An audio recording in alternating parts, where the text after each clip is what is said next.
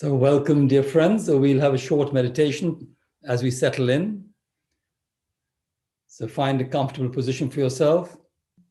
If you're sitting on a chair, or on a cushion, or whatever position your body's in, just be aware of that position.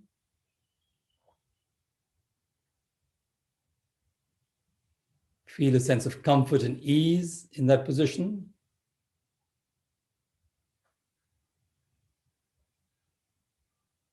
And adjust that position so that you can feel alert, solid,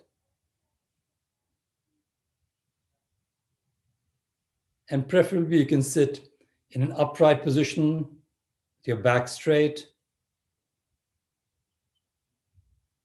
feeling your vertebrae by vertebrae as your spine holds the back into the neck, into the head.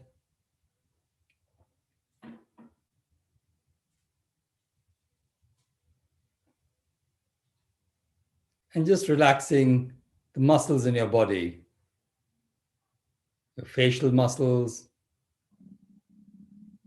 your neck muscles, your shoulders. You may want to pull them back just to feel that relaxedness.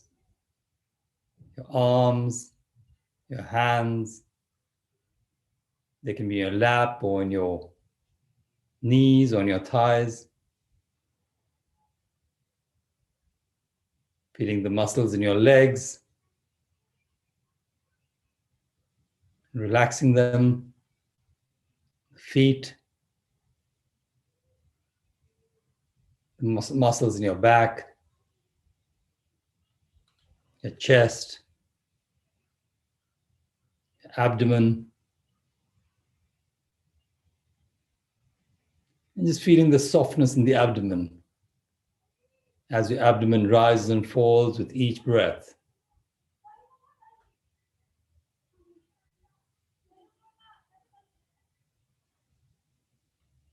And feeling each in-breath and each out-breath.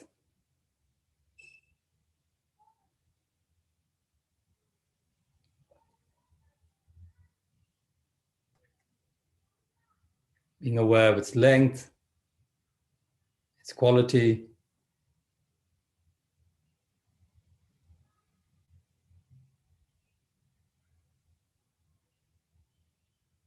And offering ourselves a smile, that smile of awareness that we are alive. And we have many, many wonderful conditions right in the here and now.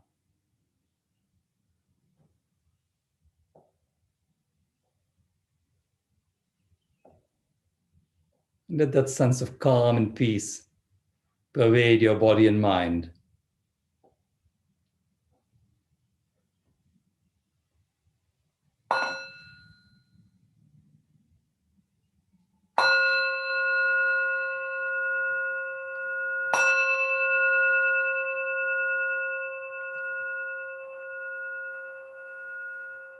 So friends, one of those wonderful conditions of our happiness right now is that we have Sister Chan Khong, a dear, beloved teacher and wise friend who I've known for more than 30 years.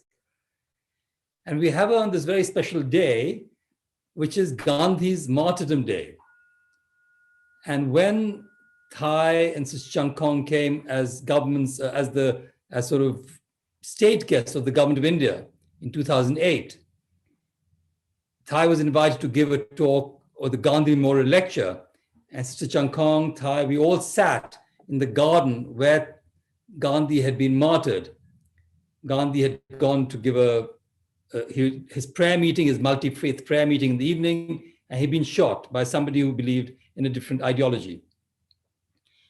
And then we went inside the house, and I remember seeing a cartoon, and there was Gandhi sitting, looking up to Martin Luther King, saying something like, the odd thing about assassins is that Dr. King, that they think they've killed you.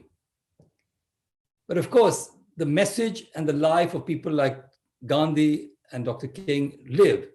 And Dr. King was very, very impressed by Thai. In fact, he nominated Thich Nhat Hanh for the Nobel Peace Prize. And that year, nobody got it. Of course, they wouldn't give it to a Vietnamese at that time in the middle of the war. So this day is a very special day. And today is also a day when the farmers in India who've been protesting for over 2 months in a very, very peaceful Gandhian style and took out a very peaceful protest, which was marred by some political machinations. Lakhs of people, hundreds of thousands of people came out in peace in a Gandhian way. So that group has now today asked that all of us who support would do a fast, a Sadbhavana fast, a fast for goodwill. So many of us are fasting for that. And that is one of course, Gandhi's great non-violent weapons, if you can call it that, to change the heart of people. And this talk or this invitation to Sister Chan Khong has come from Ahimsa Trust. Ahimsa is the word that has come from the teachings of Thai, from the teachings of Buddha, and of course from the teachings of Gandhi. We know about Gandhi's understanding of Ahimsa. And it is also steeped in many, many religions, in every religion, and emphasized more so in the Hindu Dharma, the Jain Dharma, and the Buddha Dharma, where the first precept of the Jain and the Buddha Dharma are Ahimsa. And this is not just nonviolent action, but also in thought, in speech. And I feel the active component of nonviolence is love, is compassionate love. And Sister Chan Khong, for me, embodies that compassionate love. For me, she's a bodhisattva. Actually, it can be said her life is a teaching. The way she lives her life, I've seen her, as I said, for 30 years. I met her in 1987 in the Ojai Foundation. Then she came to India in 1988 on a pilgrimage, which she helped me organize. And she was ordained that year on Vulture Peak. But in the last 30 years, I have seen never does she say no to anybody who needs help. Whether it's somebody who's having a personal problem, a family problem, somebody who needs food in Vietnam, or there's a flood somewhere. Sister Chan Khong, she has never said no. And also she has an amazing energy. I mean, everyone is tired. It's 2 o'clock at night. And there's Sister Chan Khong still helping people. So I think we are very grateful and thankful to have somebody like this in this world. And she's also with Thai really built, I would call it a joint venture in some sort of way, this community of around the world, hundreds of thousands of people in this movement called the Order of Interbeing. And that's what I would like to talk to her about a little bit in this conversation, but also to know that there are many other sides of her which we may or may not get to taste, like her beautiful singing. I mean, she's an enchantress with the singing, especially when she does a deep relaxation. And she's also written a wonderful book, which I have an old version here, called Learning True Love. It's really a wonderful book about her life. And she's also done other practices like the practice of beginning anew, which she uses a lot, the practice of deep relaxation. So these are books by Sister Chan Khong. So I won't go on more because we've come to hear her, not me. But I will ask actually, how did this love affair, I would say this, when you meet somebody, a spiritual attraction happens. How did that happen with Thai when you were a teenager? I mean, in 1959, what happened and how did that develop? So if you don't mind, Chan Khong, you can share in whichever way you want, or if you want to stay silent, sing, whatever. And I might have some conversational questions for you. And my name is Shantam. I'm a co-founder and volunteer for Ahimsa Trust, which represents Thich Nhat Hanh in India. And we believe that we can make the world a beautiful place collectively with a collective shift in our consciousness. Thank you. Chan Khong, would you like to share how you met Thai and what inspired you to become a student of his?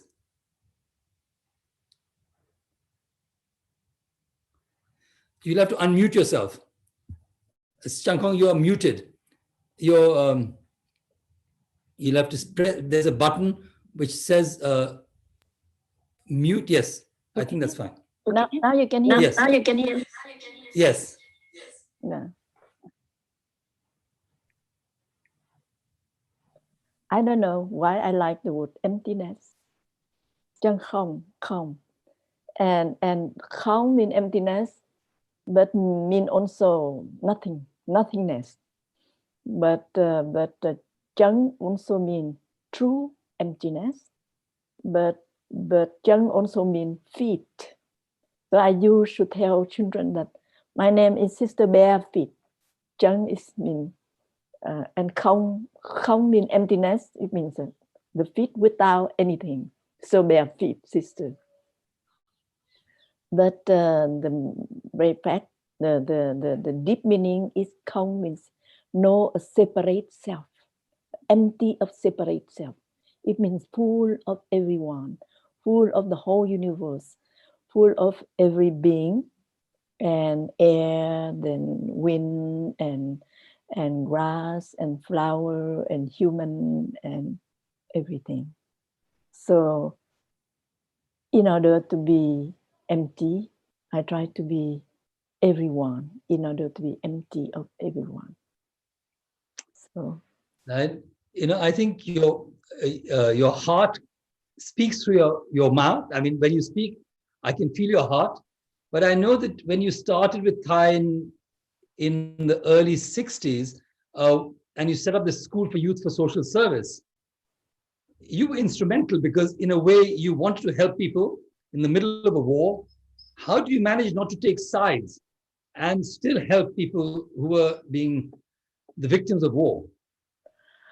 I was attracted by Thai to share the very profound teaching that human beings are not our enemies. Our enemies, our true enemies are jealousy, discrimination, violence, um, wrong perception in order to make people see wrongly things in the right way. And that is why I was attracted by Thai teach at that moment, and he he liked to put everything into joyful music. And so his poem is that human beings are not our enemy. Kẻ thù ta đâu có phải là người, giết người đi thì ta ở với ai.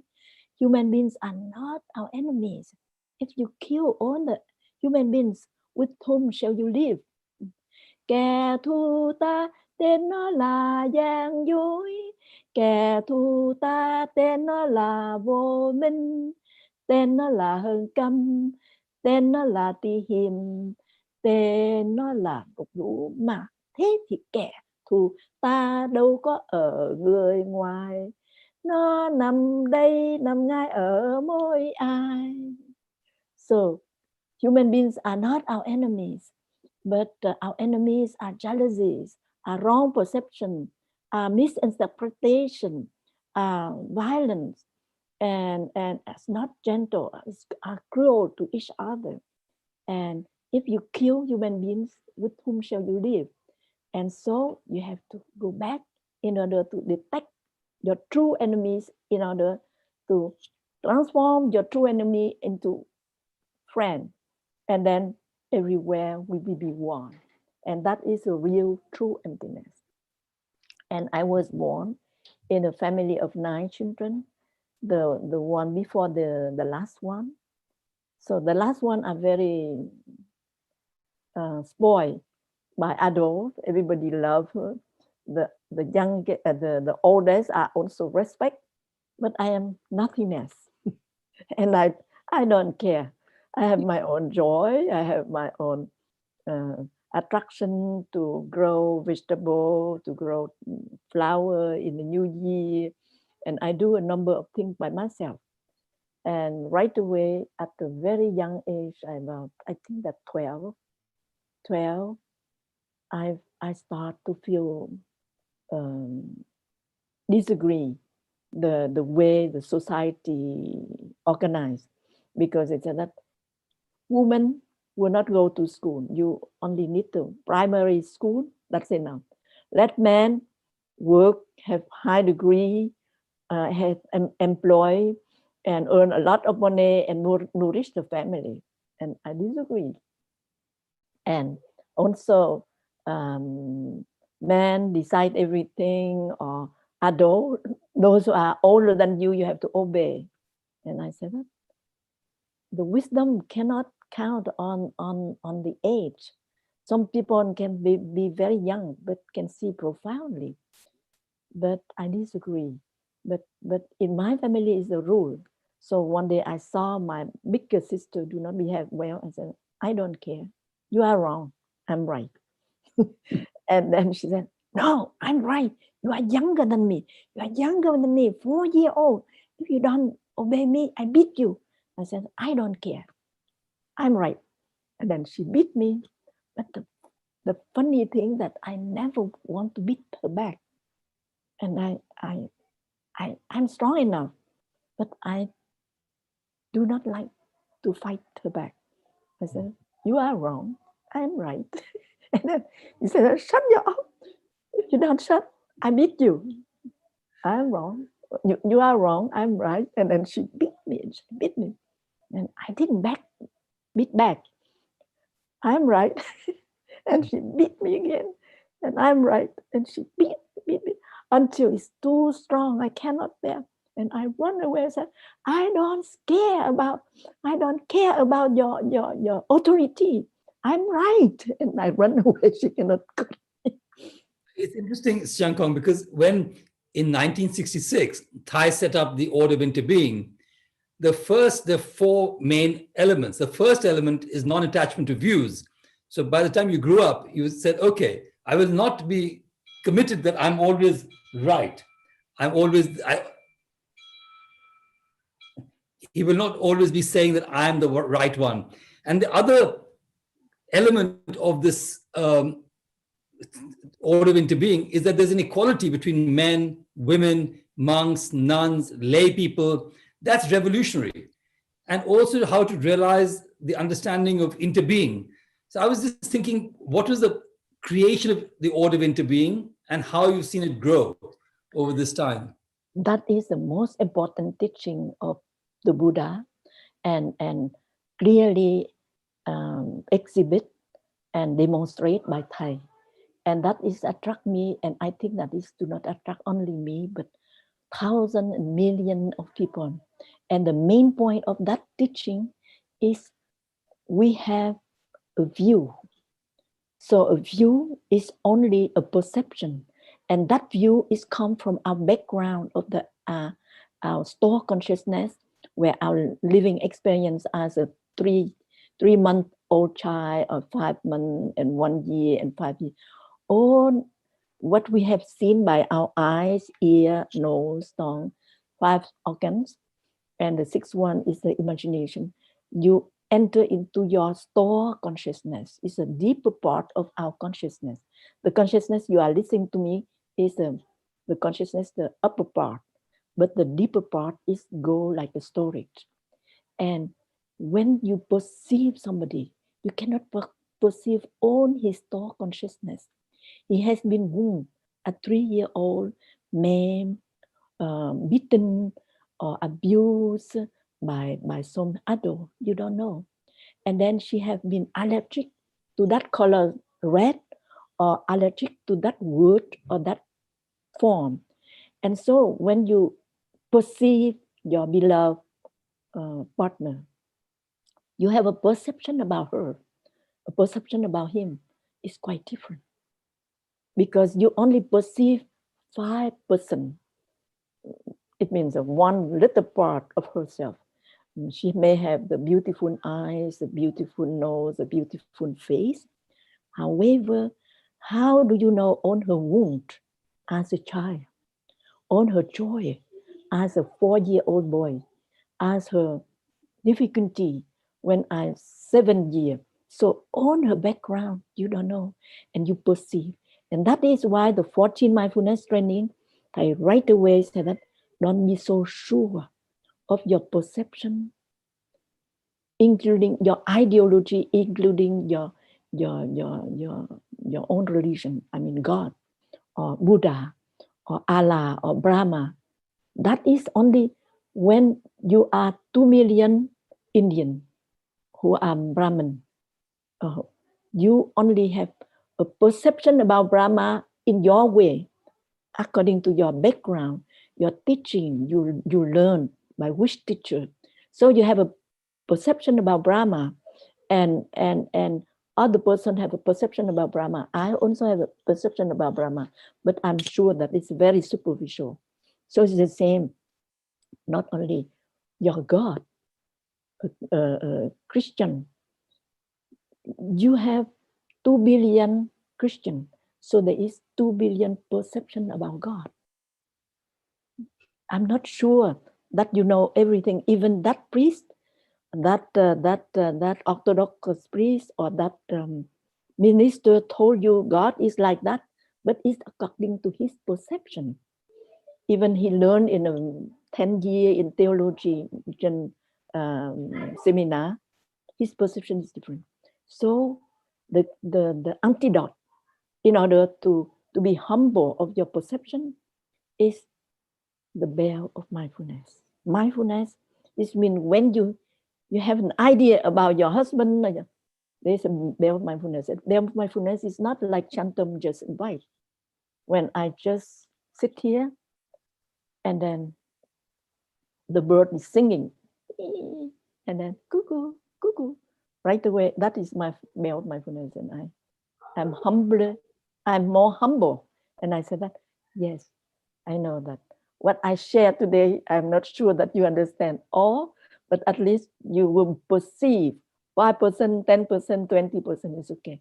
And that is the main point, that in many precept, it means the training of 14 mindfulness training is training you to be humble of your perception about your ideology of service, about to educate children. You should not educate, indoctrinate children in your way, because you have your living experience, your difficulty in your way. Your wife has difficulty in her way, and her perception about children, how to educate children is different. So you have to be humble.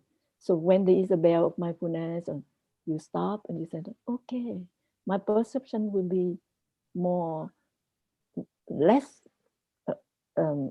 maybe it's not so rich like my husband see in the way of the children.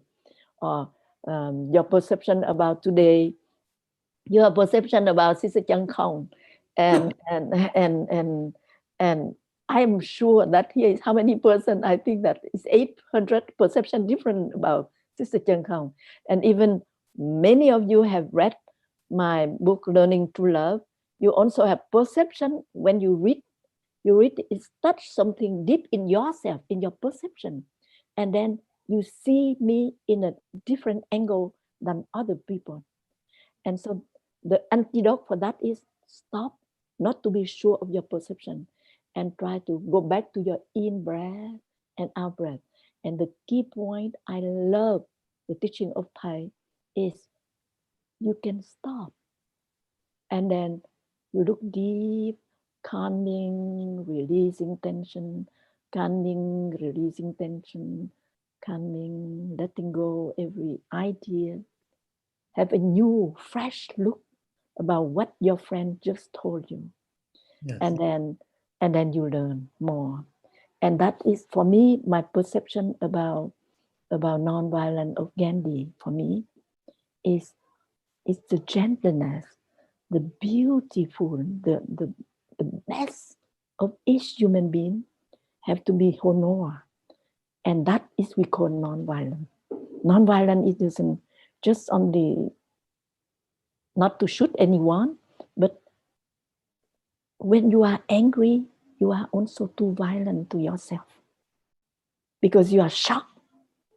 And you say, don't be shocked. Maybe it's a wrong perception. Go back to your in breath and out breath.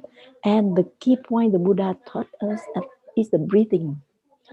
So when your body is too tired, and then you are not very clear in your mind, when your mind is too alert, and but your body is not good, and so the breathing is a link between when your body is too tired, go back to your in breath and out breath and calm your body.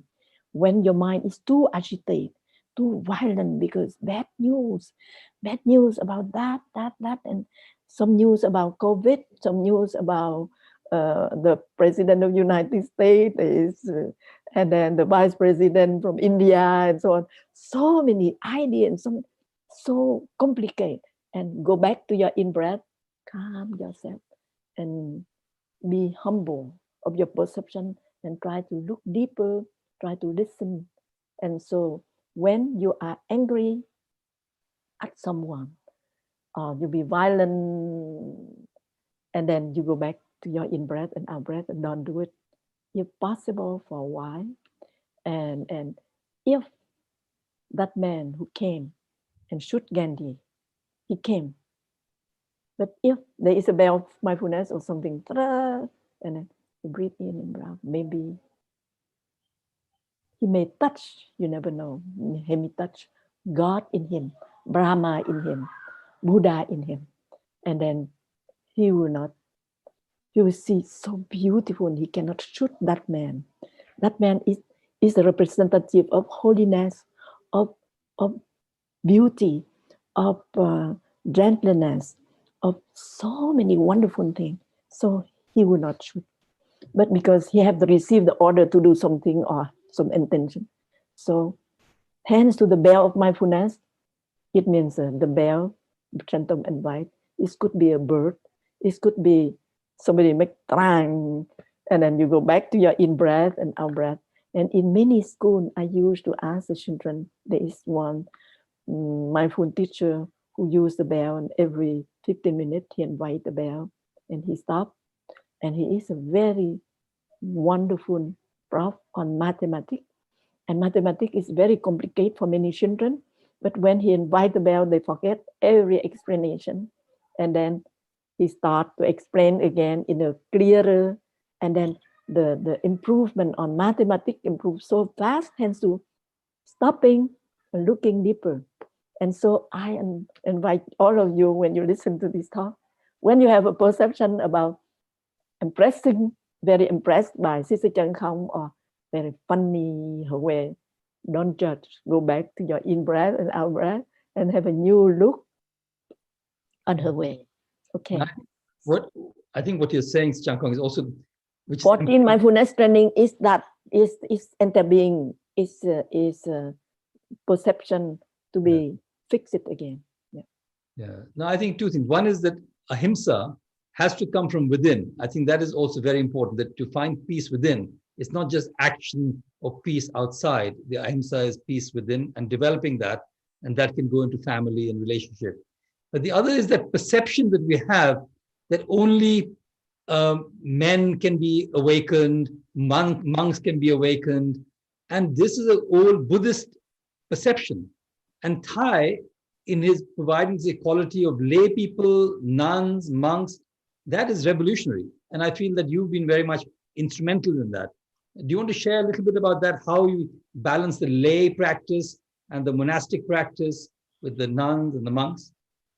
I think that wisdom exists in many religions, including Confucianism. For me is a little bit old-fashioned for me, Confucianism, but even that, many other religion is, there is the discrimination and the non-discrimination in any religion. There is that and other that too.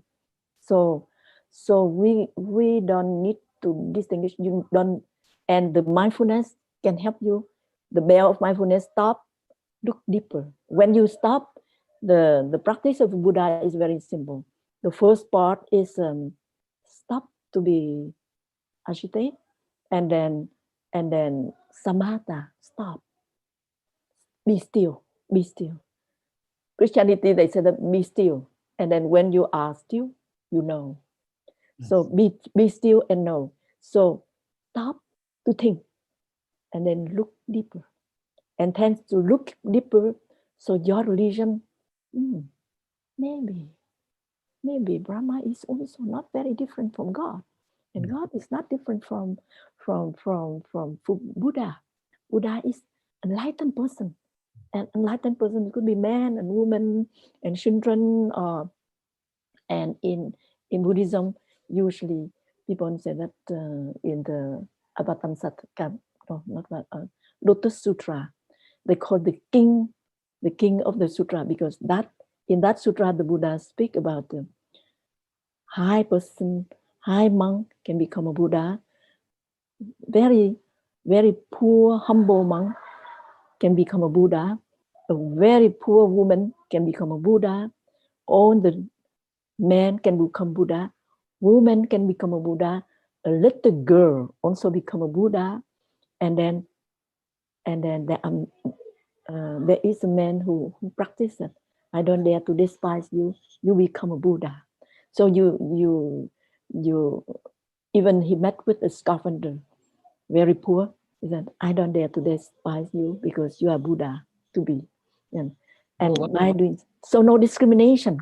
And thanks to that and I use the best of every book that he liked, and every teaching of the Buddha he liked in order to share. So Lotus Sutra is one of the non-discrimination of for men and women and so on. So in 14 mindfulness training, we are hundreds of thousands of people who accept to be core member or supportive member. We love that teaching, and I think that Thai magazine have given Thai one award for writing the first training of the 14 mindfulness training, to not to be stick to your perception about any religion, any ideology of service and so on. Yeah. And so that non-discrimination is like that. And also the interbeing is against the nothingness, because you cannot be by yourself alone, and like true emptiness, because I cannot be myself alone without my father, without my mom, without my sister, without my brother, without the bread, without the rice, without the vegetable, without, I cannot exist. So I cannot exist. And so we enter R. We cannot, I cannot am by myself. I cannot be by myself. I have to enter be with everyone, and you too. And today we have a meeting, but we have to enter R with so many things for this thing happen. Yeah, I think it's interesting that a man of peace like Thai, who is steeped in non-discrimination, who is taking all the different teachings together, then gets thrown out of his own country. I mean, for asking for peace. And then you and Thai are exiled for nearly 40 years, and how you have to rebuild your life. And I thought maybe nice to hear a little bit about what you were thinking at that time, when you were working with the Buddhist peace delegation, then coming and setting up communities in the West, which have serviced so many people, how to then interpret Buddhism in the West. So just your own story about how that happened and how you felt coming into the West. First, that stubborn lady who was me, I want to practice Buddhism 100%, not 90%. So I want to become a nun right away. When I met with the teaching of the Buddha, but before Thai, I met with another monk who is also profound, but less togetherness and great profound than Thai. So my first teacher, he is now also very famous Zen teacher in Vietnam.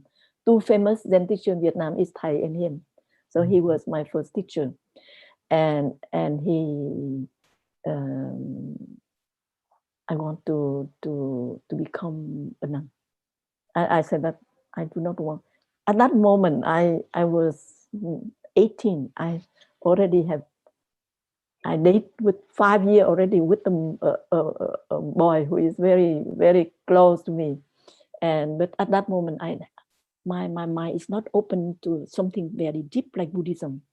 So for me to be honest, to train to be honest, to be good for poor children, to be good for respectful people, etc. It means normal. But when I met with the teaching of the Buddha, I was so attracted and so profound. And a scavenger can become a Buddha.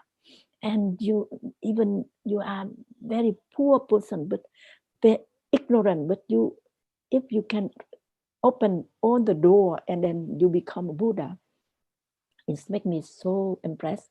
And then I want to become a nun and set up a nunnery of people. But when I met with the first nunnery in Vietnam, they said, "Oh, women have a very heavy karma, and you have to practice several lives. You die, and then you reborn, and you die until you are reborn into a man, and a man you will be enlightened like the Buddha." But women have very heavy karma. I disagreed right away. I said that no, and then I explained to my boyfriend, so beautiful, but he still do not want to become a monk at all. And then so I said that man like him, I don't want to become a man like my boyfriend. And then my first teacher is very nice too, but he said that, when there is monastery of monks, I don't have to resolve anything. They can resolve their problem. But nunnery, every time I come, there is also a story. Want me to listen and to try to resolve. So, conclusion, woman is very heavy karma, cannot become enlightened. But indirectly he said so, but he didn't say directly that you will not be enlightened at all. So I'm very sad, but okay, I accept. Because you can disagree 10%, but you still accept until 100% you disagree. But many teaching of him about Buddhism I like. So until I met with Thai, and I asked the same question, and Thai said that is a dualistic way to think. Yeah. When you are like that, you behave like that. But if you look deeper, profoundly, you embrace both. And that during the time of Buddha, there is many women who were enlightened. There is a woman, of course, Gotami already, but there is a woman who came, and there was a Dharma talk. Excuse me, I forget the name of that woman, but she is very famous nun, and she gave a very beautiful, deep Buddhist psychology talk about the functioning of the mind. And her former husband was there. And it was recorded very clear that when she gave very profound teaching on Buddhist psychology and the functioning of our mind, at that moment they didn't use the word Buddhist psychology, but the functioning of our mind. And then that woman, that bhikkhuni, spoke so profoundly. And so her husband was very impressed, but didn't want to say anything, wait until she go away. And he approached the Buddha and said, "What do you think about the talk of that bhikkhuni?" And the Buddha said that, "Yeah, I am supposed to share the talk about the functioning of our mind. I cannot do better than her. She is the best. That talk is the best." So it's proof that the Buddha agree that the woman can be very profound like him, can be enlightened like him. So that is enough. A number of other things, and to prove that women can. So, but Thầy said that because you said that when you do something, a lot of work, you have a lot of merit work. Merit work, it means you go to the temple, you cook a big pot of rice, you treat 300 persons, you do a lot of work by yourself alone. You do a lot of merit work. But enlightened work, it means even you cook for 300 persons, but you are very mindful when you take the pot. You are mindful when you put the rice in. You are mindful when you measure how many, and you are saying, "I'm preparing rice for 300 persons to enjoy." So every act, even pouring water, even washing the rice, even put the light on, everything mindfully. And then you sweep the floor mindfully.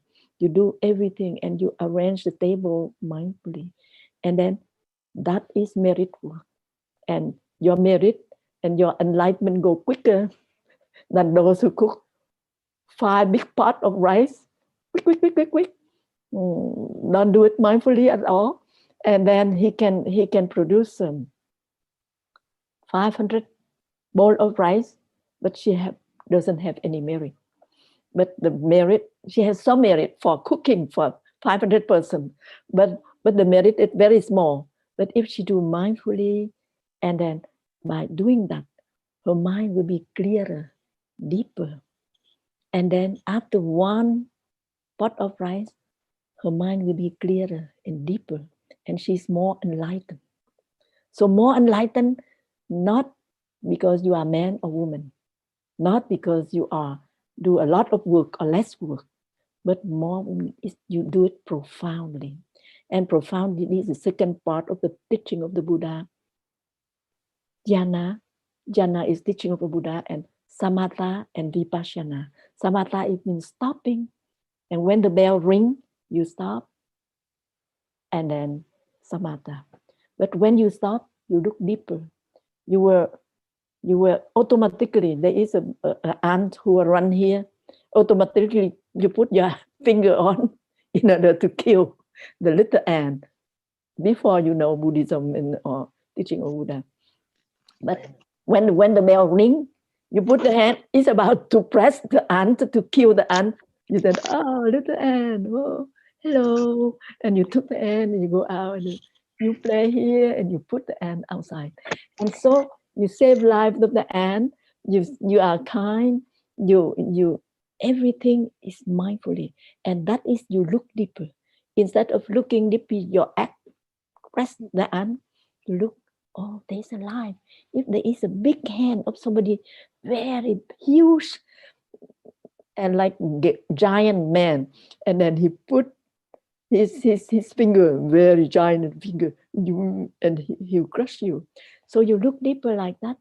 So I also have to tell the COVID, hello, I know that your life is short, so enlighten and get away and keep away for those who don't need you yet, and so on. So I mean, every living being tends to deep look, you go deeper, and you have merit. And so the merit, it means the depth of that, and you can touch the deepest of yourself, and you are like this, the light of the universe around you, around your body, around your hand, your beloved one, around your act, every act I do. And that is why I think that when I met with Thầy, I was so impressed by his teaching, but I'm very useful person. I want to do. So I try to write a very beautiful summary of what, summarize of what he wrote, he shared. And then I came to him the day after. I said that, Thầy, your teaching is so profound. And I summarized and I make an article. If you like to make use, because in the past I was very intelligent, I was very young, but have high degree in university and very clever. And so my first master, everything he gave a good talk, I always summarize and share to him, and he corrects some to be correct teaching, and then he published in his name because it's what he tells. So I didn't know that Thầy was a very achieved writer. so I tried to summarize what he wrote, and he said, okay, thank you. But he didn't. But after he received my letter, he said, can you write it in a more beautiful way? Because my handwriting, he said, you can write in a more humble way and gentle way. And from that day, I tried to imitate his writing, because my handwriting was very bad, and it expressed also my stubbornness, also my pride. Be different from my sister, to be correct, more correct than my sister, etc. And so I think that humility, And after that, Thầy, when he hear many people run after him, I do not have time to run after him, because at that time, I already set up 70 young students in university, students to work in many 5 slum area, and to find job for jobless people, teach daycare center for people, and I have no time to go and see Thầy. And he was curious. That young woman, she tried to summarize my talk, but now she even do not write to me. It was after the course of 10 weeks, every week one teaching, and then he went back to his hermitage, and he gave his address. Everybody wrote to him. Everybody admired him and wrote to him, not me. And then one day he wrote to me a letter. He said that, oh, there's a bird, flying bird, go out across our hermitage, and it's very beautiful handwriting and a very profound way of explaining things. I was so impressed, and I feel guilty, guilty that a big teacher write to me, and I did not even write to him. So I wrote to him a long letter saying that I don't care to become Buddha. I want to help poor children. I want to find job for jobless people. I want to do that. I want to do that. I want to do that. And I don't care to become a Buddha. So I will set up myself a bhikkhuni nunnery by myself. And then I lead the way of the Buddha teach in my way, what I learned from you and what I learned from Thầy Tần Từ. But I have my own way to share that. And Thầy was very impressed, and he said that what I have insight about Buddhism, I have a lot of insight, but to put into practice this insight, like find job for jobless people, ask people to be honest, not to steal, not to lie, I need apply Buddhism and apply those who are very put into practice what I learned. And I don't need you. But because now I just have a scholarship to go to United States to study about comparative religion, because Thầy have an ambition to stop the war in Vietnam, not by the fighting. He had the ambition that the way of he teach of literature, Albert Camus, Jean-Paul Sartre, all the big famous philosopher and high intellectual literature men and women. He used his insight on Buddhism is so profound. And then many French people write when they hear his explain about Albert Camus. Albert Camus is very famous. Many people explain, but no one explained like Thầy. And Thầy explained in so profound way that they change everything. And that is why Thầy said that I need somebody to put into practice what I feel.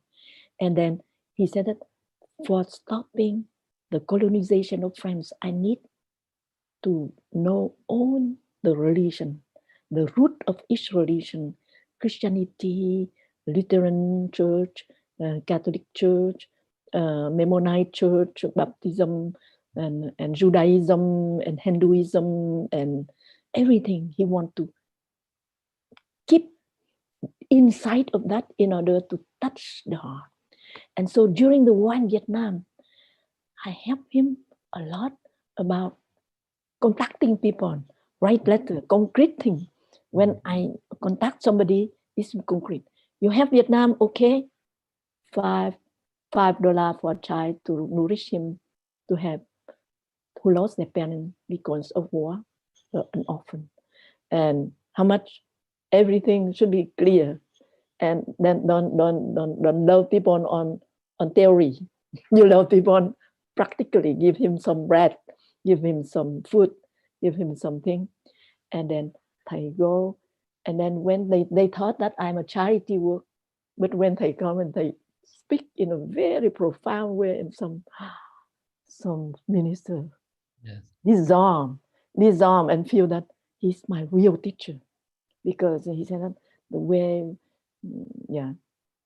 somebody said that sexual abuse in the church, and he said that don't blame them, nobody share them how to take good care of their body and their mind. And then you eat too much of meat, of violence, you drink a lot of wine, liquor, and that is lead to that. It's not their fault. Only priest to do sexual abuse. It's not his fault, because you have to be mindful. Everything enter R, and then the food influence you, the way you think, your eyes to read many books about sex, about things like that, interfere you. Your ear, you hear many wrong things, and then your nose, and that is why I have to make another revolution that you may not know. That is training. He do not use dom in Catholicism. In Catholicism, dogma. He don't use the word precept either. He use training. Training. You train to play ping pong. You cannot play. They give you racket. You cannot play. You train 1 day, 2 days, 4 days. Finally, you play well. So you train not to eat meat. Your mom always feed you with meat. Your mom always feed you with that. And you are so used. You train to stop to eat. And you are used to kill the ant. You are killed to kill the mosquito. But you train yourself to look deeper and to love the mosquito. Oh, go away, hey, boy. Go away, little ant, go away. And then when I train myself, I like everything is nice with me, like a childhood, but I'm a meat eater, the best meat eater. When I was young child, I never eat vegetable, only roast pork, roast beef, everything. And then, but when with my first teacher, I eloquently explained to other non-Buddhism in a very eloquent way that Buddhists should be vegetarian, but I do not really practice. But only with Thai said that you look deeply, the piece of roast pork that you like so much, how it's come to your table. So you remember they bind 4 legs of the pork and the long knife and put here, and all the blood go out, and then they open the whole. It looked like a body of a human being, so huge, and they put some painting of spicy, and it smells so good, and roast, and you eat. And do you dare to eat that corpse, exact like a human being? And they put some painting of perfume herb, and then they roast, and it smells so good. So you only need to look deep. And so I don't need to argue with my Catholic friend that you have to kill because the Creator created pork and ox and cow for us to eat, and chicken, and then I said that you look deep, you cannot even eat the chicken, and so on. And so that is a way Thầy teach all of us. And then when Thầy explained about Eucharisty, he said that these 12 persons who have seen, and with his deep look, Jesus have seen that he may be arrested tonight, and tomorrow he may be killed, crucified, because crucified is everybody who have considered like sinful, they crucify, but it's not only for Jesus, but he know that. And so he saw that they are unmindful on his disciple. So he break the bread, he said, eat at my flesh. It means that he want them to be wake up the last evening together. How many hours more we stay together, and then you speak and wrongly, and many gossiping for nothing. Break is my flesh. Eat. You have life. And Here is wine. He do not think of alcohol who would kill a lot of people, but he only think that because at that moment, these fishermen, they only eat bread and wine. So he said, drink, that is my blood. It means he want to wake up of this present moment. Right. And then the many Catholic priests cry. And then, oh, thank you. The first time I understood, I understand Jesus in such a wonderful way. And then thanks to all these things, they touch the heart. And I think that the universal, he tried his best to touch the universal depth, the universal greatness. And we train to go in that direction. So you can train in Muslim way, you can train in Christian way, you can train in different way, Hinduism way. You can train and you go in that holiness of beauty. Okay. No, wonderful. I think Thai has actually been able to interpret even the Buddha's teaching in such a way that somebody like me from India saw the beauty and the value of my own tradition. I think he's as you know, as you're saying, he's a poet. So when you write, when you think, oh, he's just so eloquent with his words and his depth. And I think what I was looking for is also how has he managed to translate this depth of view into the West? Because he was brought up, and you are brought up, both in a very Vietnamese culture. And I remember going to Plum Village in the beginning, and I would see that you were trying to help the Vietnamese community keep their culture. As I've seen the Plum Village develop, there's so many aspects of Vietnamese culture in the Buddha's teachings, which you brought to the West, which now people believe is Buddhism or is the practice of Buddhism, whether it's the singing or whether it's the bell or even the robes. So I'm interested in how you transited from Vietnam into the West. What happened? How did that happen for you in Thai? Yeah, I think that the truth is universal. It means the compassion to the ant or to the chicken or to the big cow is the same, but the way we see profoundly. So like touching of the earth, you prostrate, you see. So in India, you also prostrate. I was very impressed every time that when Shantam come and see me or see Thai, he tried to touch the earth and he put, that is very beautiful. But it was born from my own practice when my Thai used to say that he know science, but he know also the teaching. He said that you are the continuation of your father, your mother, your people, and so on. So every tradition have their beauty. And if you know to touch the beauty of that tradition, even Hinduism, you can see that is Christian, very deep Christian and beautiful Christian, or even Hinduism, but you see that is beautiful Buddhism and so on. If we or Muslim or everything. Yes. So it's the same when I lost my mom. I live next to her. She's accompany me and do many things. But when she passed away, suddenly I said, oh, I no longer. So I try every morning, I try to live her life. I said that. I put the photo of my mom. I said, Mom, I see you, 3-year-old girl, how you suffer of the loss of your mom and you grow up and then 16, 20, and I see all the beauty and all the weakness of my mom.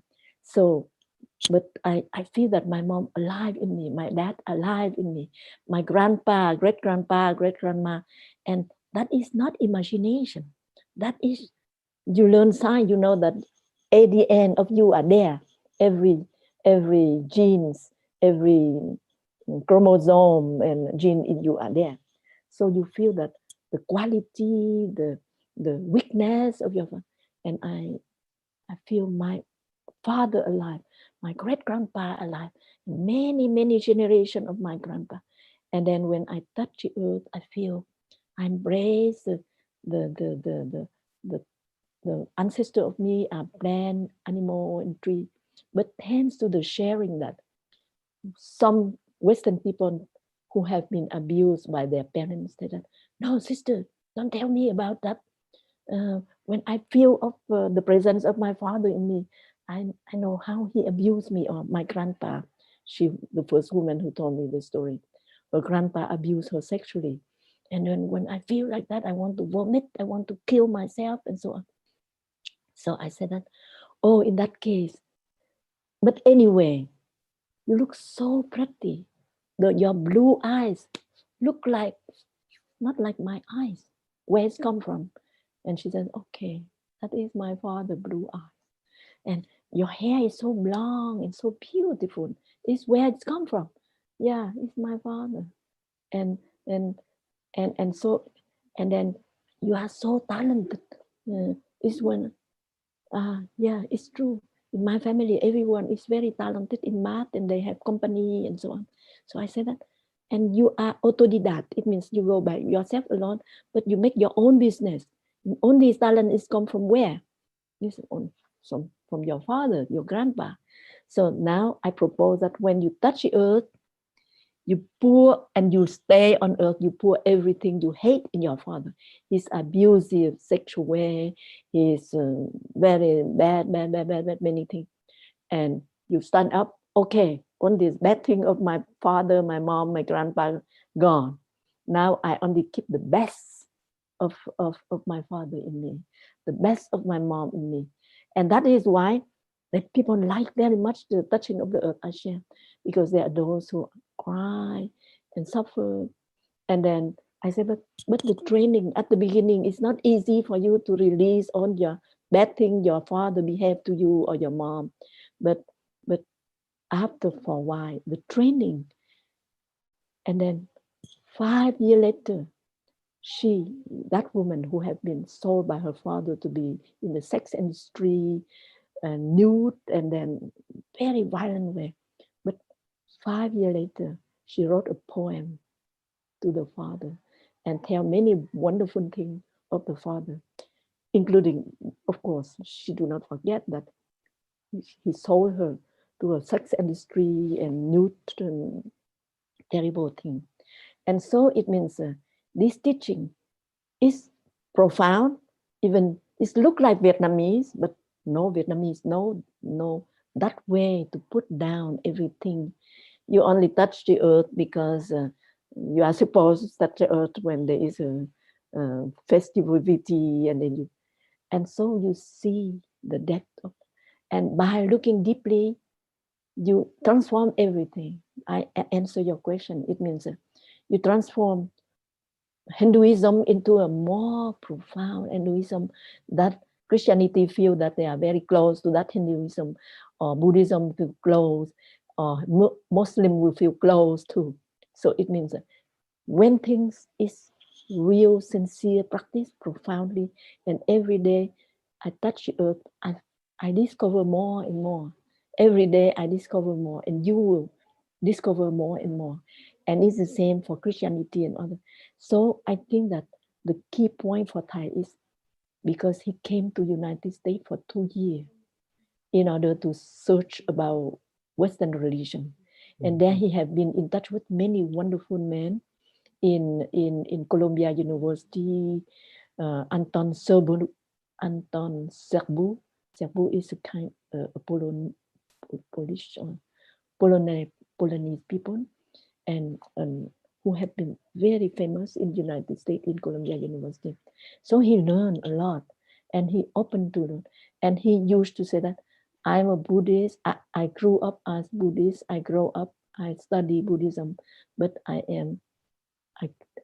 he didn't use the word I'm enlightened, but he said that I get the deep insight in the West, in United States, when he came to be in touch with many Western people. And then after that, he go to many other countries calling for peace. To each country, he touched the most profound one. Like I tell you another story, very profound. We went to World Council of Church. It means the Vatican of Christian, of non-Catholic way, World Council of Church in Geneva. And the head of the secretary of World Council of Church is very theoretical man for revolutionary, and say that Christianity is too old-fashioned. You need to take guns and to make liberation of the country. So he used, and in this meeting they invite Thai and me too. I was there, and then he said that Sister Chan, I still cannot understand why during the war in Vietnam you do not take side against United States, and you have to be in the side of Vietnamese communists in order to fight against United States, because United States is like gangsters who are raping a little girl on the highway. Nobody was there. He is the raper. And it's happened that you are there. So you are on the side of the raper or the little girl raped. And Thai said that, of course, I am the side of the little girl raped. But I have the I invite you to invite your perception to look deeper. Who is the raper and who is the girl who have been raped? I feel that the young American who don't know anything about Vietnam, anything about the theory of dominoes, if Vietnam lose under the communists, they will become, that is kind of speculation of a number of politicians. And you say that, yeah, if you be on the side of the gangster who raped, the gangster sit on the White House, but the gangster also sit in Kremlin in Russia, sit in Peking. They sit and they don't know anything. They have a perception about Vietnam and they think that they have to help Vietnam in that perception. And it's the same for the but I have the impression that the soldier who have been sent to Vietnam, the American soldier, is a raper. He was raped by his own government because he's ignorant about the situation in Vietnam. He became like a gangster, but in fact he himself raped by his own government with the wrong policy. And and I see that the girl rape, it means you have to look deeper. Who is the girl rape? Is also, so you have to be careful that the raper is not American. I feel that the Vietnamese who have been indoctrinated, because a number of Vietnamese at that moment felt that Vietnam was occupied by American like French. French and American are different. French colonized Vietnam because 100 years ago is colonization, but later on, United States, they want to liberate. They already liberate themselves from Vatican. They liberate themselves so many things. So they went to United States in order to feel really free, and that freedom they want to keep. But they indoctrinate by wrong perception of the CIA, who report that Vietnam will be like dominoes. But so you are indoctrinated by the wrong perception about Vietnam, and you think that United States is the gangster. But those who are forced the Vietnamese in the jungle and then fight like guerrilla and do a lot of work, they are those who force them, they are also gangsters. Those who distort, because nobody in North Vietnam know that America come to Vietnam to save communists, but they think that we are colonized Vietnamese people like French. Mm-hmm. And sometimes the propaganda is very bad. They say that I have a cousin who went to North Vietnam. He come back to Vietnam because he said that in South Vietnam, people are deprived from food and put in the education camp, and they have nothing to eat.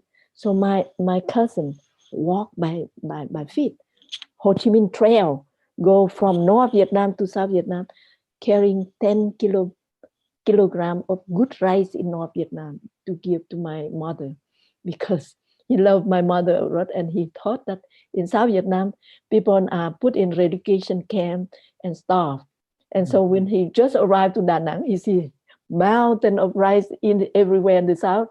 And then that is wrong perception about. And so when my cousin working in the North, he was a kind of rape girl by his own government from the North. Yeah.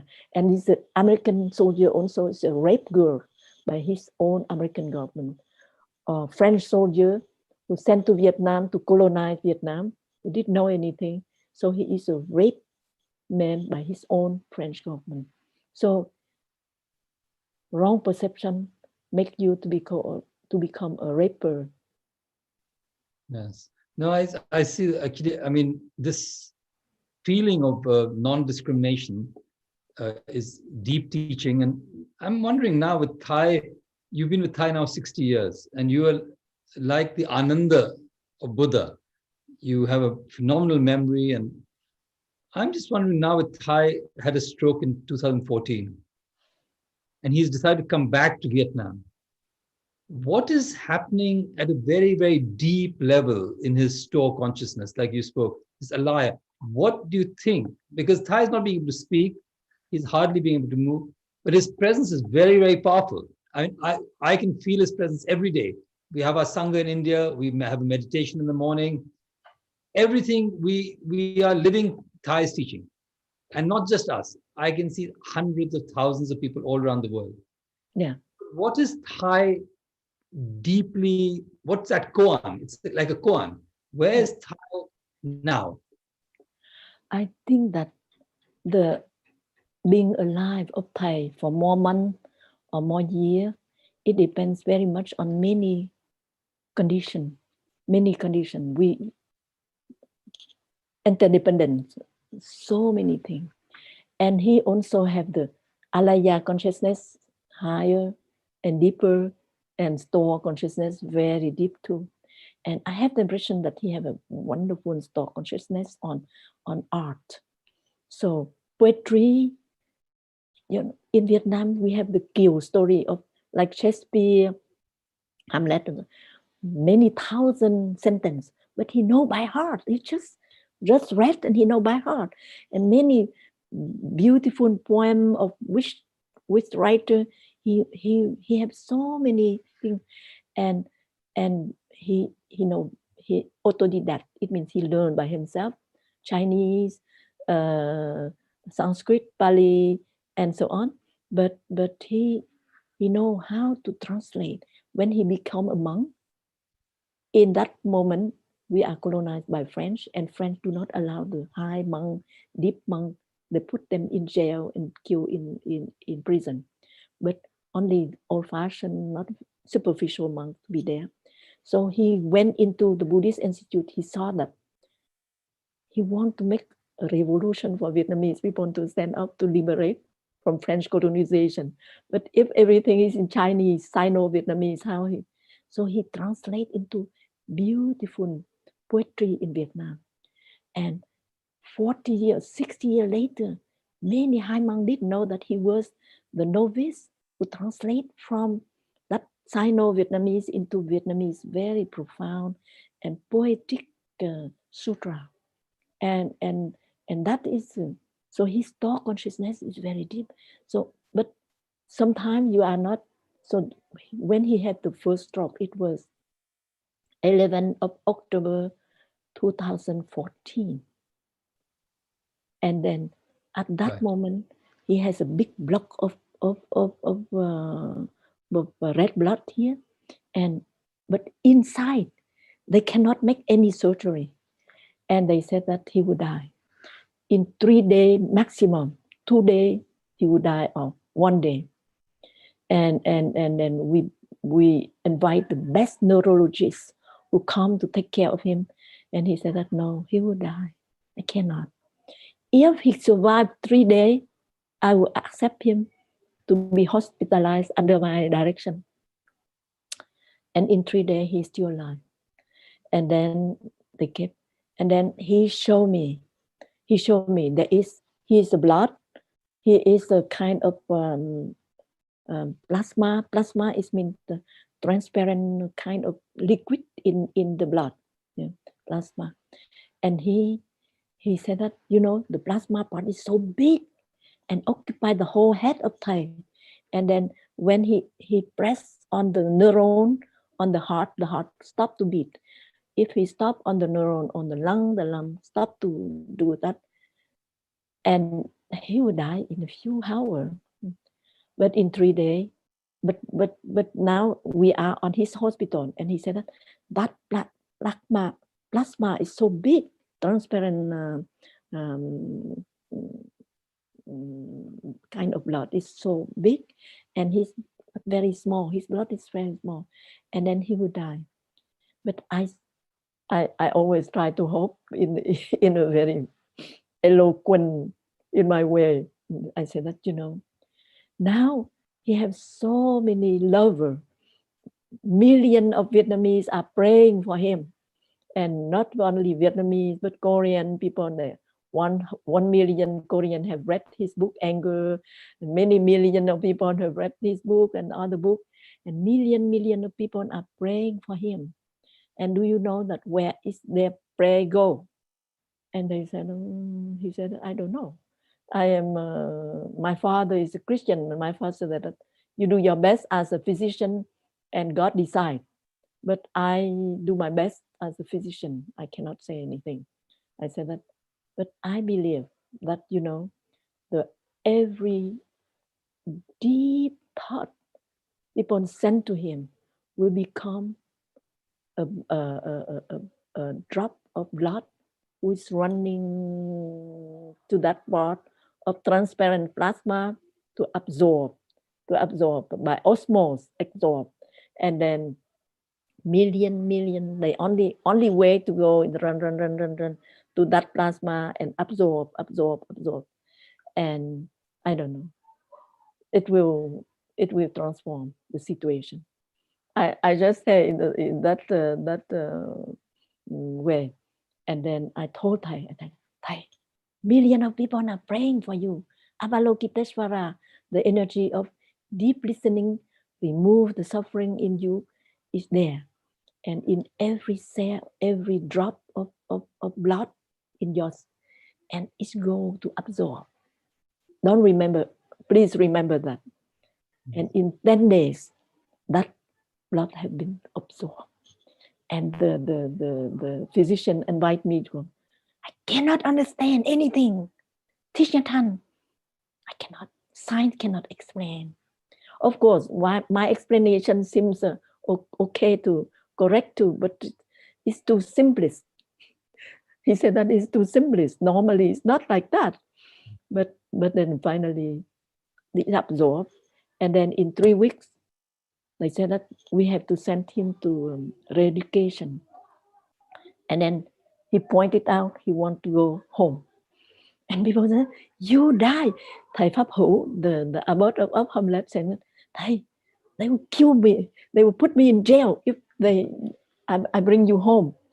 And Thầy said, I want to go home. He only want to go back to Plum Village. And then he want to go home. And then 8 physicians come to console each other. So finally they allow Thầy to go home. And they have to prepare everything for him to be accompanied like he is hospitalized. And then he was fed by the stomach. And then one day when we tried to train him to be eating by his mouth, and it worked. And then he want to pull it out. Nobody listened to him. And then one day he pulled by himself.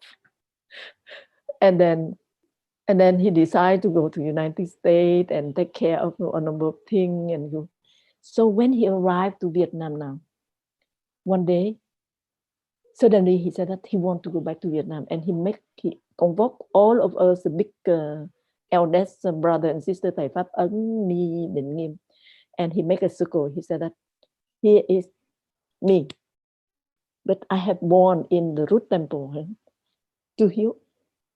And then he make a circle, go like that around, come back. So he want to come back to the root temple where he become born as a monk to save Vietnam, according to him. And then we say that, hey, they chase away 400 monks in our temple. They chase us away, and then we have to run and take refuge in Thailand. And now you want to go home, and you want to go home, they will kill you. He just smiled and he make a circle. Here is the root temple. And he come back. And so we know that he have to go home. So we negotiate, and now he cannot give any speech. He cannot speak. He cannot walk. He sit on the wheelchair, and so it's not dangerous. Maybe the government accept. So we call the high authority, some high authority we know, and they said that okay, he can come back. But when he come back to his temple, he have a perception about the root temple. He think that he come back, he can contribute something. But when he come back, he saw that his root temple have been mostly occupied by the governmental way, and they run in a very wrong way. It's not the way Plum Village want to. And then he go. They have a big ceremony to welcome him. But when he go in, he visit every corner, and he know that they don't practice. And they don't practice at all Buddhism like he wish.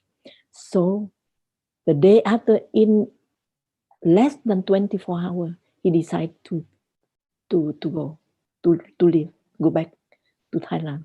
So he looked at Sister Lim. He said that it means he put like me behind you. It means I go back to your country. So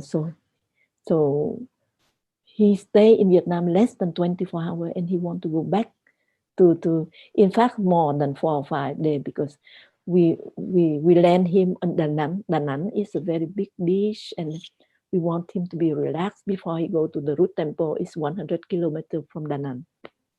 So, but when he sit in a very beautiful villa in near of the fancy beach, and he said, I come here not for that. I come here not for the beach. I don't want this fancy house. I don't want that swimming pool. I don't want that. Go back to the root temple. So he stayed 3 days in Da Nang, and he went to root temple. And in root temple, he do not stay more than 24 hours. 22 hours, he decided to go back to Thailand. Then 2 years later, 1 year later, he looked deeper. He go to the store consciousness. And then in this store consciousness, he want that store consciousness to work deeper. So he said that I want to go back to Vietnam. And this time he stayed without doing anything. A lot. His store consciousness work a lot. And then people change. The root temple, the governmental monks become more close to our practice. And they are go closer and closer. And the friendship start. The friendship, the brotherhood, the sisterhood, because Thầy said that Ho Chi Minh want Vietnam independent. I believe that Vietnam could only be interdependent with many species on earth, many countries on earth, many variety of species on earth, but not only human. But so I want brotherhood and sisterhood among all species on earth. And his presence in the last 2 years have changed a lot. The monk and first the authority do not want him to come. But then the prime minister suddenly feel that he need to come and see him. So the prime minister did. When he came, we were so surprised. But he take the flight to go to Vietnam. And then we want to take a photo with him, with Thầy. He said that no. It means he's not allowed by his party yet. But he do not take. But slowly he can gain the trust of the party, and slowly he openly sent food, tea, many things to Thầy.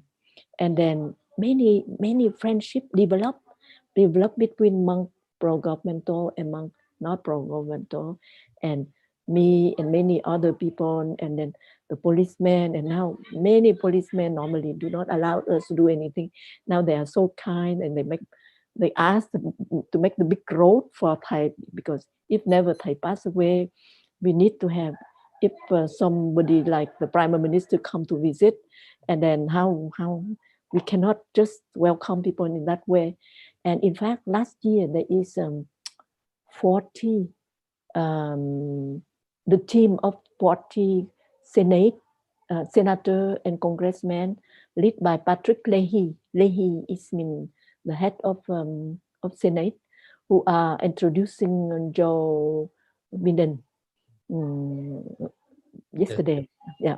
So Leahy lead 40%, among them 14 senator and got his spouse and his secretary to come, and they flew from Hanoi to Saigon, when they stopped in Hue just for 3 hours to see Tish and Han. And they came and they kneel down and they said that thanks to you, my husband is the one wife of the senators, and my husband is now very nice to me and listen to me, and then and then other secretary, and then of course the many senators say that I only vote when I walk mindfully. I practice walking meditation from my place to the voting room, and so on. So number of things increase, and the atmosphere of brotherhood did exist now in Vietnam, and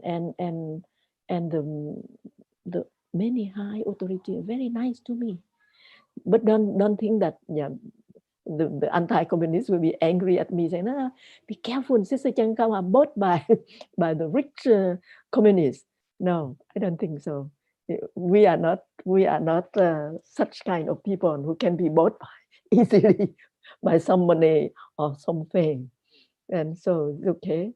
And I think that Thầy, several times we think that he passed away, but he stopped. We have many very, very, very big action. Yes. Yeah, very, very. They said that they announced already. Tijatan is about dying, and so that is why the government have to allow his 3 students, senior students who are American citizenship to go in the country because of the COVID. We don't allow, but in fact, they do not die. They was not dying, but they have to say like that in order to allow it, and so on. So they change. A number of people change, and so I think that I pray that Thầy can last long, 1 year, 2 years, 5 years, 10 years. If they last long, there is more chance that there is more brotherhood, not only among us, those who do not think profoundly like us, but they are approaching to think profoundly. And then we are create brotherhood and sisterhood, not only governmental and people against people or fighting people. We become more and more brotherhood and more sisterhood, and not only that, with the neighbor country.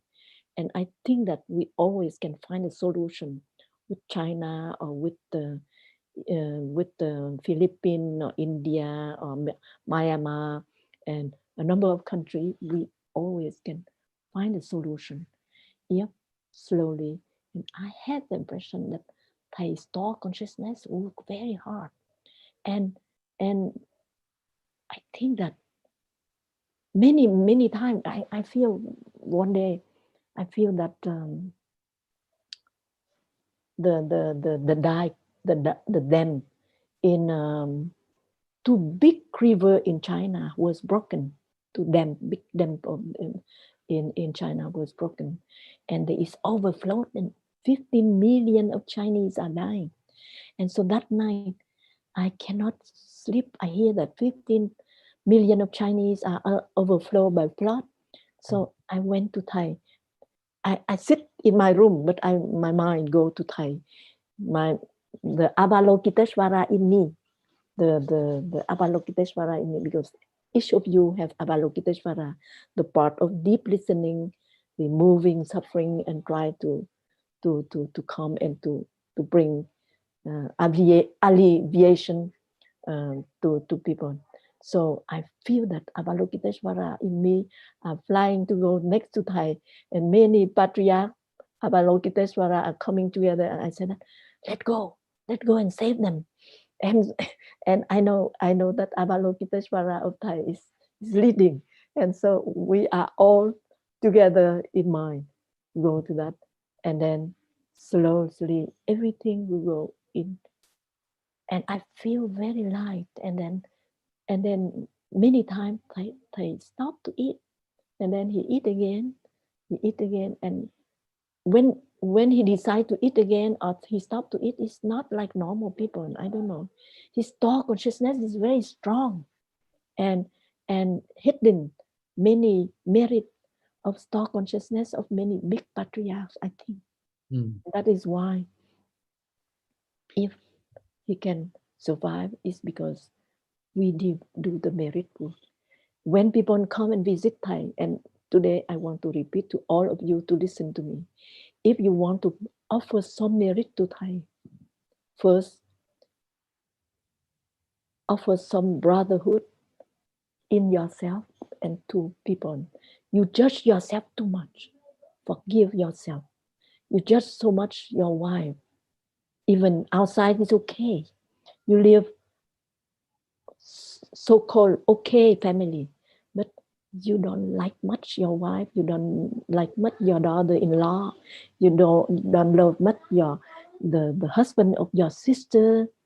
All these things make people life so complicated. You let go, and you offer that. I offer that merit to let go, to forgive my sister-in-law, to forgive my mom, my stepmom who is very cruel to my etc. I offer that to Thai because Thai want, if he live one day, is for have more brotherhood and sisterhood. So I give that sisterhood to Thai. And everyone who visit Thai, they cannot go and visit Thai and Thai cannot speak, but they only, some from far away they bow. But I said that, would you like to offer some merit to Thai? And please forgive your sister-in-law, forgive your mother-in-law, forgive your a number of person that you like, or sometimes of your partner in work. You hate him because he's so clever. You will forgive him. And the result is so different. The result is better than people thought. One. Many people report to me, I think that I forgive that man, he will cheat me more. But in fact, it's different. It's different. And so if you really forgive in good heart, people, if you touch the holiness in you, you touch God in you, touch Avalokiteshvara in you, you forgive, you let go. And then the result is different. It's not like, oh, if I forgive him, he will cheat me more. No, it's different. And I learned that, and I forgive every day, every day. Not only a number of sisters. Normally, I and her, we think that we are one, but still we have a number of difference. So I let go. I forgive. And then it's changed. So I think that if Thai survive, it thanks to our practice. And I wish that all of you try to offer Thai some forgiveness to somebody who can make you suffer. Let go and forgive them. And that is brotherhood and sisterhood will be born. Thank you. No, Chan Khong, thank you so much. This practice of letting go and of just being love, and I think you embody it. I had lots of other questions about COVID and other, but your stream of consciousness in itself allows us to touch something which goes beyond words. And I feel, Chan Khong, you have a long life, a healthy life, and Thai too. Thai is not healthy, but you're right. He's working at a different level, whether it's to do with the strengthening of the Dharma in Vietnam, whether it's to liberating all of us in some way. I think his presence, his teachings are beyond. And I think it's also interesting to see where his teachings will go. We are on this passage of time. 1,000 years from now, we remember teachers like Rinchi, like Buddha, like others, like Nagarjuna, and we suddenly see this new branch of Dhamma, which has developed, the Tibetan branch, and with you and Thai as two wings, I would say, like the wisdom wing and the compassion wing, which we say in Buddhism, have built this OI, this Tibetan Sangha. So thank you so much.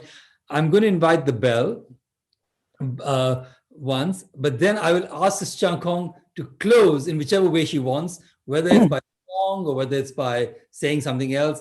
But can I invite one sound of the bell first, and then I will ask you to close, yeah?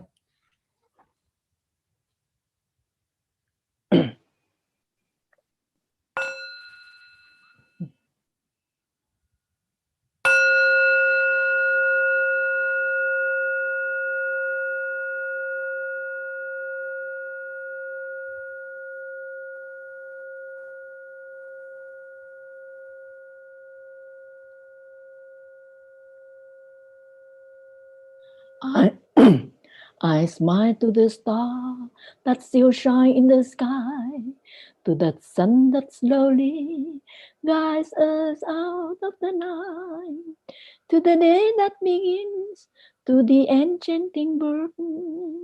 I smile to the world, and the world smiles to me.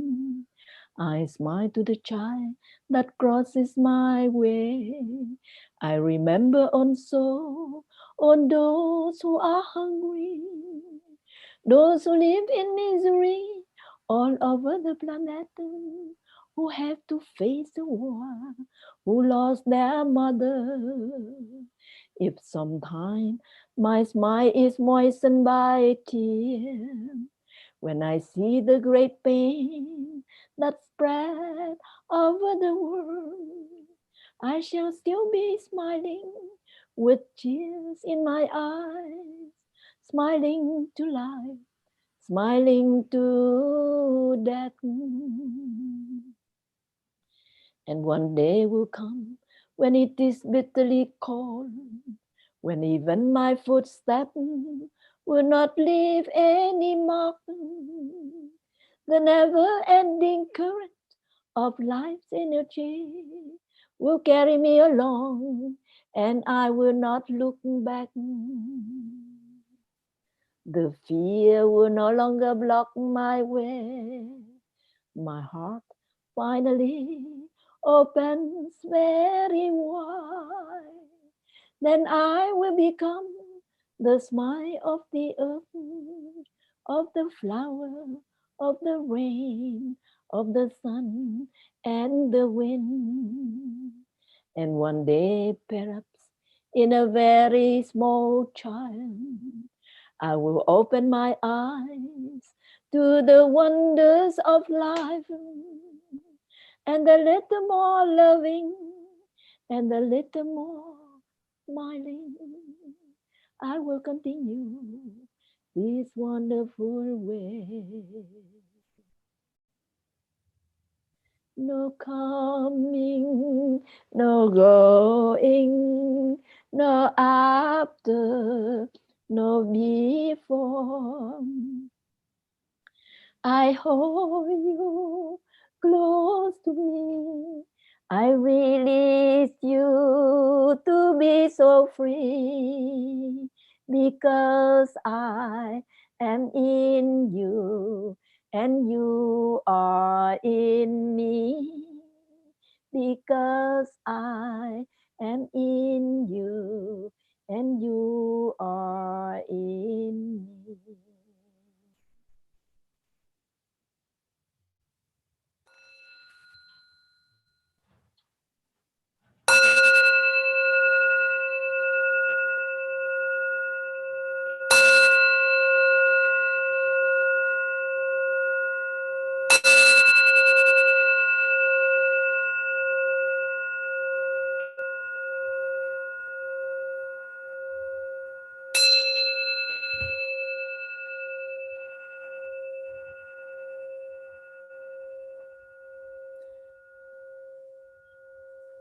So thank you, Sister Chan Khong, for your presence, your words of wisdom, your song, and your care for community, for the wider world.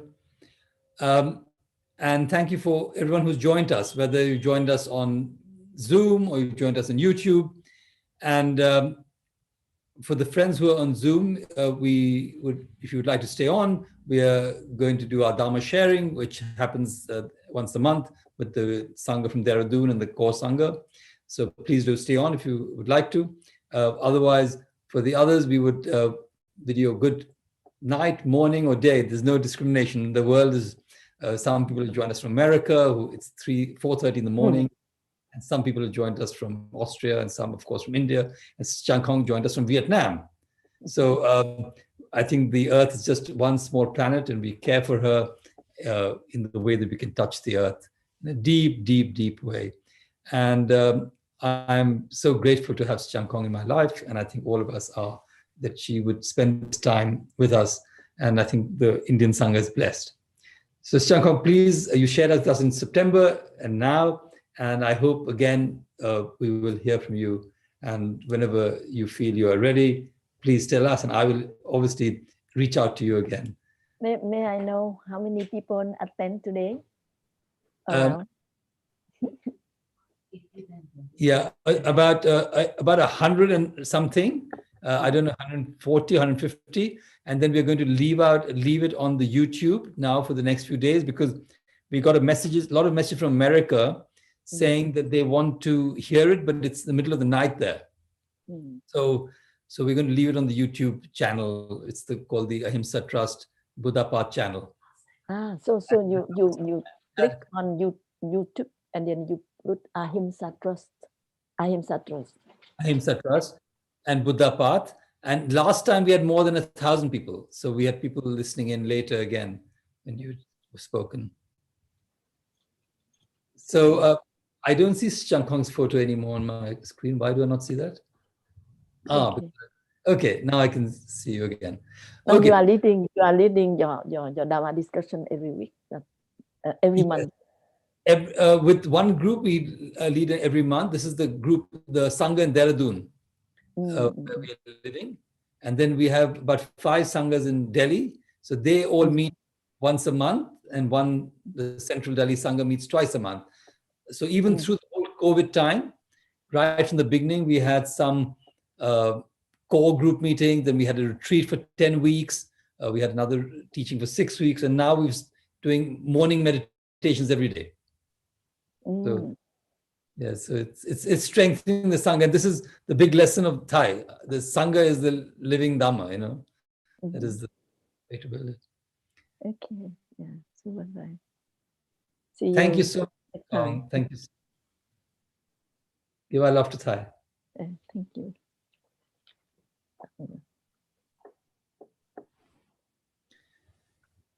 Hi, who is Ingrid? Ingrid Schwartz. She's from Quần Áo rồi đó. So, friends.